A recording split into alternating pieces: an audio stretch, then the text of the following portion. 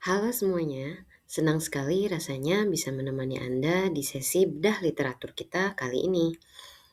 Hari ini kita akan langsung terjun membahas sebuah fondasi yang sangat krusial di dunia kecerdasan buatan modern. Kita akan mengupas tuntas apa itu ensemble learning atau pembelajaran ensemble, bagaimana cara penggunaannya untuk pemodelan prediktif secara sistematis, empiris, dan pastinya berbasis teori yang kuat. Nah, biar eksplorasi kita terarah, ini peta jalan kita hari ini. Oke, yang pertama, kita kenapa perlu mempelajari ini? Tujuannya sangat jelas. Kita ingin mengatasi kelemahan jika kita hanya mengandalkan satu algoritma tunggal saja.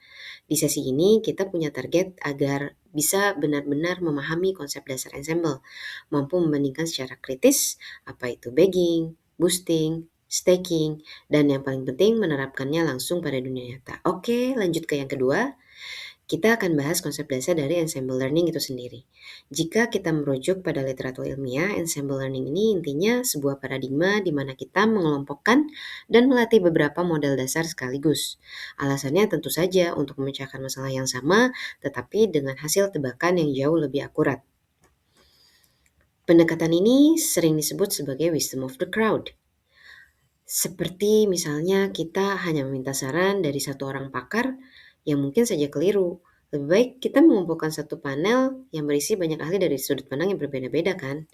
Nah, masalah klasik yang sering muncul itu antara trade-off, bias, dan variance. Model tunggal biasanya terus-menerus berjuang di antara dua titik ekstrim. Di satu sisi, model bisa mengalami underfitting, di sisi lain bisa juga sangat tinggi, jadi gagal menangkap pola-pola penting dari data. Ketika tinggi, dia hanya bisa menghafal data latihan.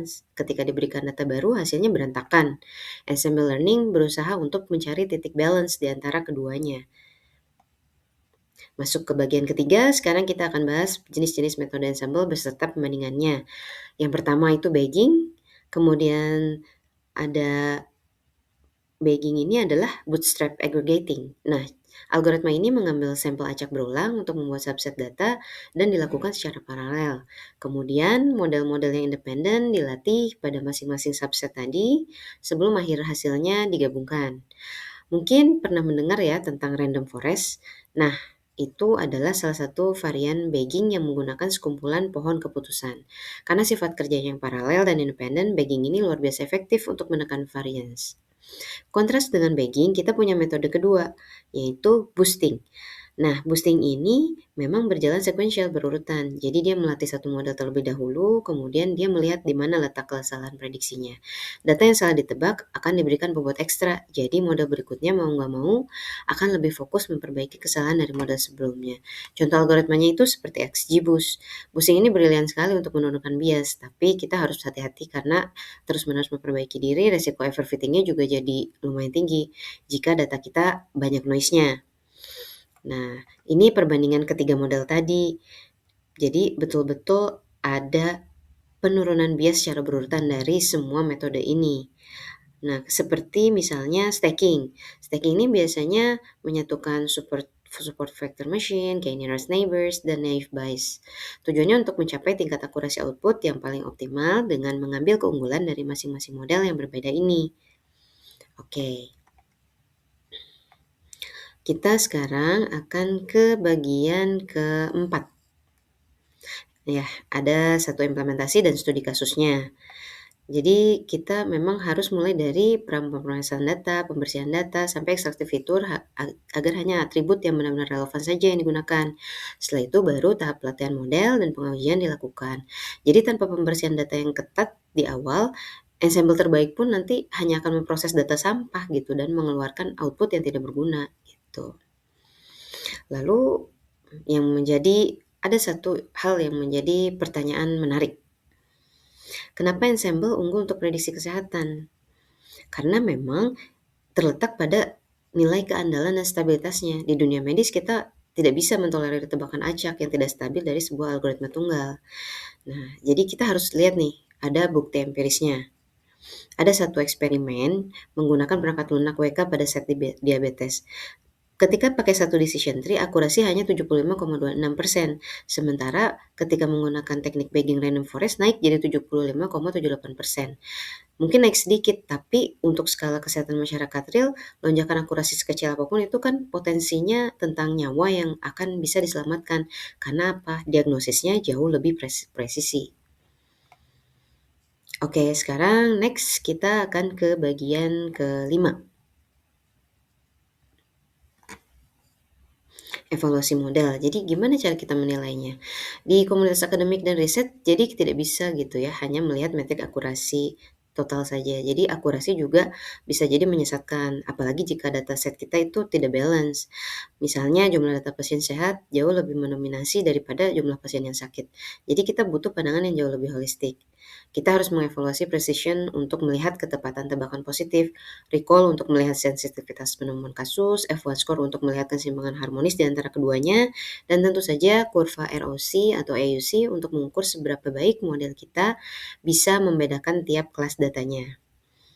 Nah, di sini juga kita bisa melihat dari eksperimen menggunakan bahasa pemrograman Python dan library scikit-learn. Dengan eksperimen model tunggal biasanya hanya berhenti di angka 91%.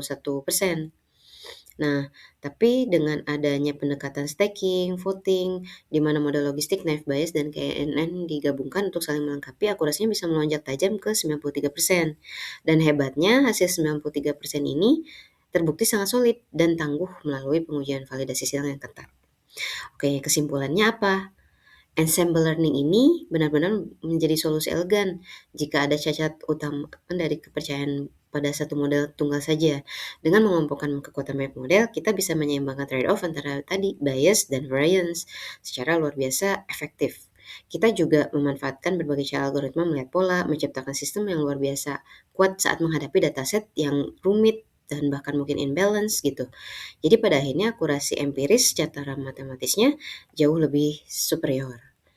Nah, kita juga harus berpikir dengan seiringnya pertumbuhan volume big data yang semakin besar dan tidak terhingga. Nah, apakah sepenuhnya kecerdasan kolektif dari ensemble AI ini bisa memenuhi kebutuhannya? Nah, memang analisis prediktif di masa depan akan berada di antara kerjasama berbagai algoritma. Maka kita harus selalu kritis dan selalu validasi data kita.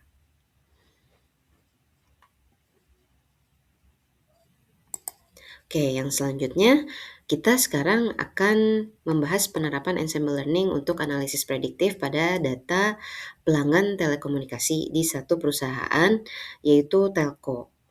Nah, di sini kita akan coba menggabungkan beberapa ensemble learning, beberapa bentuk model machine learning-nya yang bisa meningkatkan akurasi prediksi dibandingkan satu model tunggal saja dari satu bentuk algoritma. Kita akan menggunakan metode bagging, boosting, dan voting ensemble. Dataset yang saya gunakan adalah telco customer churn yang berisi data pelanggan seperti biaya bulanan, durasi layanan, dan juga jenis kontrak. Nah, kita akan coba menggunakannya. Oke, di sini kita bisa lihat untuk step awal, kita setelah mengupload file, dataset yang berasal dari perusahaan telco ini, kemudian kita akan membuat skripnya ya.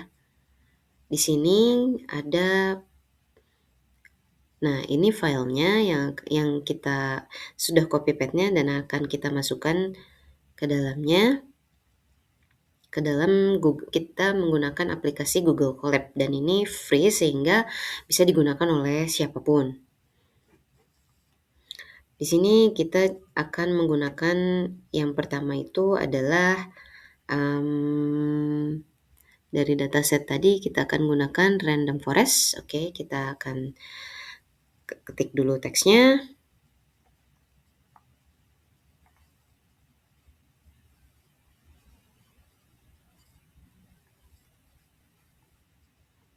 Oke, dan di sini juga kita akan bisa melihat nanti performa model ensemble mana yang bisa lebih stabil dan juga bisa lebih akurat. Nanti di akhir kita akan bisa melihat model mana yang bisa kita gunakan untuk membuat prediksi paling akurat terhadap data perusahaan telco.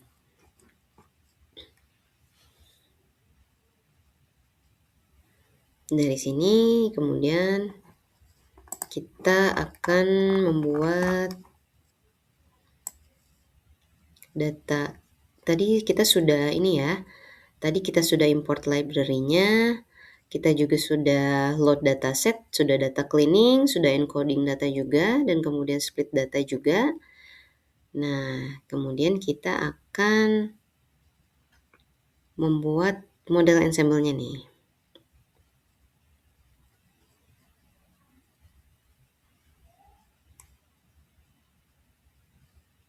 Nah, kita akan mulai dari random forest. Nah, ini. Jadi di sini kita akan mulai dari random forest classifier. Kemudian yang kedua sekarang kita akan memasukkan analisis melalui voting ensemble. Kita akan membuat perbandingan dengan voting ensemble. Oke, dan selanjutnya setelah itu gradient boosting. Dan kemudian gradient boosting sudah, voting ensemble juga sudah. Sekarang kita akan coba evaluasi modelnya di antara keduanya.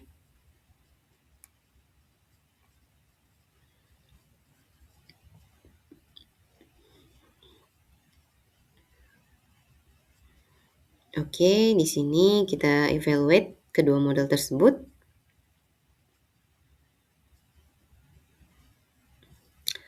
Jadi ada random forest, gradient boosting, ensemble voting ya. Jadi ada tiga model yang kita evaluasi. Di sini kita sudah bisa melihat perbandingan akurasinya di sini. Ada perbedaan ya. Dari data hasilnya, ternyata akurasi yang paling tinggi itu di gradient boosting.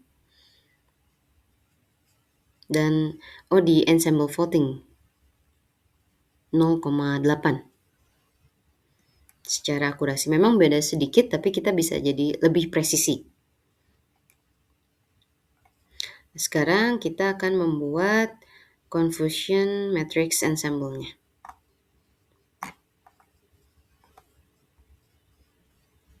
Nah ini ya, yang tadi secara rekapnya, akurasi skornya. Nah ini, memang beda sedikit yang tadi. Ini adalah bar chart-nya dari perbandingan akurasi model ensemble yang tadi kita sudah set di awal antara random forest, gradient boosting, dan ensemble. Nah sekarang kita akan coba tambahkan confusion matrix ensemble.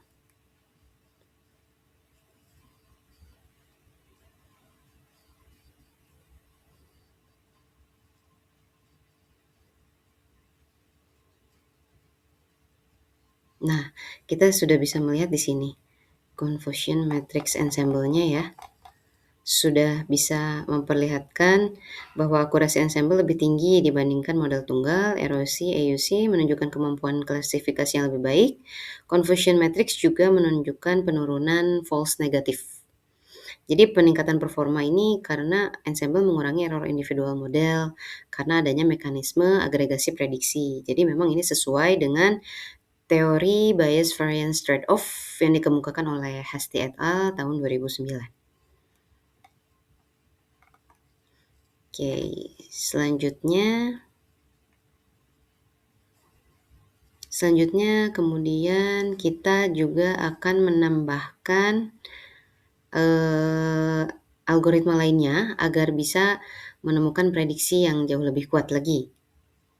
Oke, kita akan menambahkan XGBoost, Lite GBM, dan juga kita akan tambahkan stacking ensemble. Nah, kita install dulu XGBoost-nya di Google Colab.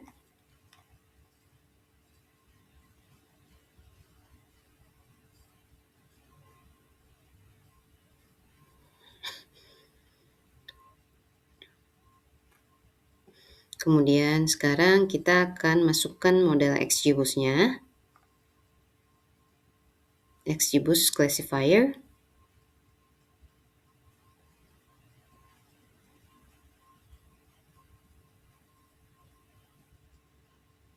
Langkah selanjutnya kita akan evaluasi model XGBoost. Kita evaluate.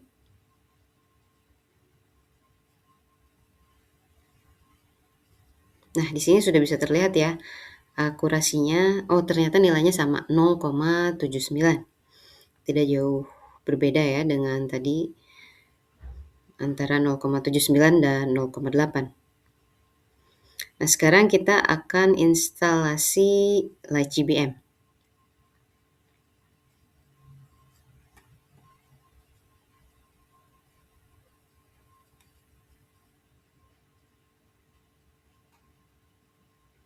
Oke, kita instalasi.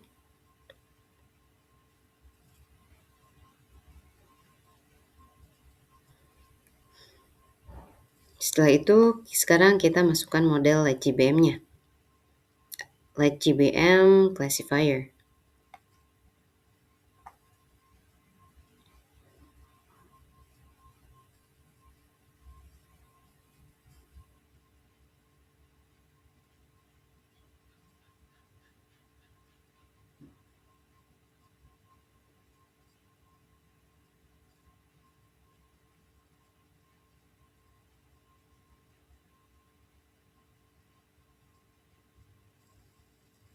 Oke, setelah itu sekarang kita evaluate LightGBM-nya.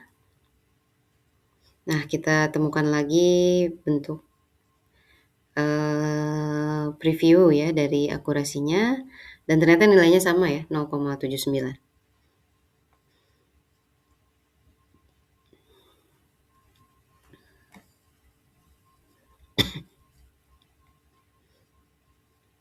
Oke, selanjutnya sekarang kita akan tambahkan stacking.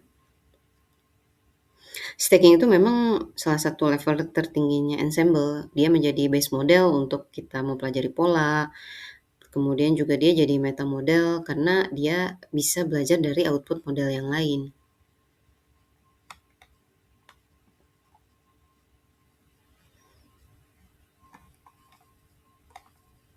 Nah, ini ya, jadi kita akan coba base model dan meta modelnya. Kemudian kita akan tambahkan stacking classifier-nya. Nah, ini lumayan agak banyak ya, karena dia mempelajari dari model lainnya. Karena tadi kan sudah kita berikan instruksi ya untuk mempelajari modelnya.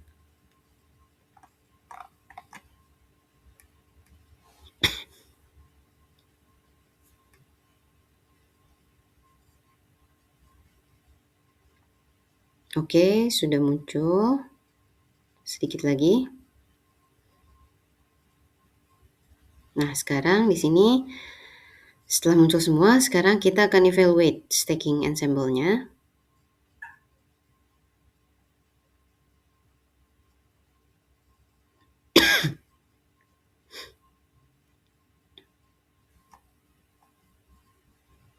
Di sini kita sudah bisa melihat ya, ternyata akurasinya tinggi juga ya, 0,8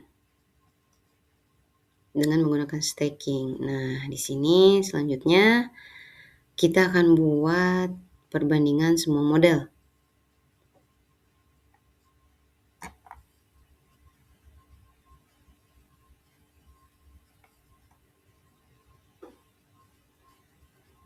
Seperti apa hasilnya? Kita lihat.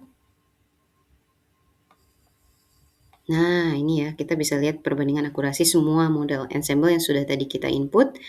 Jadi ternyata XGBoost memberikan akurasi tinggi ya, karena optimasi gradient boosting memang lebih regularized. LightGBM lebih cepat dan efisien pada dataset besar, sementara stacking itu menghasilkan performa terbaik karena menggabungkan beberapa model heterogen. Jadi secara teknis, XGBoost menggunakan regularisasi, mengurangi overfitting, dan cocok untuk data seperti churn data ini. Kemudian LGBM dia lebih cepat dari XGBoost dan efisien untuk dataset besar.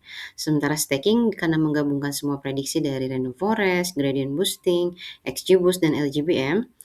Nah, meta model mereka ini bisa mempelajari pola kombinasi output.